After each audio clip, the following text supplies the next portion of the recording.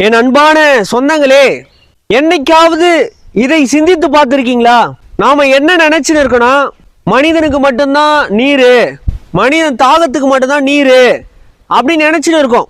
அப்படி அது தவறான புரிதல், அது தவறான எண்ணம், அது தவறான உள்ளம்.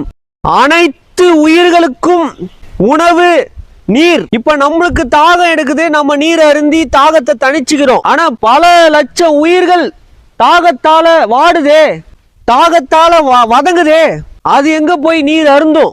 சிந்திக்க வேணாமா? அனைத்து உயிர்களுக்கும் நீர் தேவை. காகம், சிட்டு, குருவி, மைனா, கொக்கு, வாத்து, கழுகு, தேனி, பூச்சி, நாய், நரி, பூனை, கழுத, மாடு, புலி, சிங்கம், யானை, மரம், செடி, கொடி எல்லாத்துக்கும் நீர் தேவை. நீரால் தான் அனைத்து உயிர்களும் பசியாறுகிறது.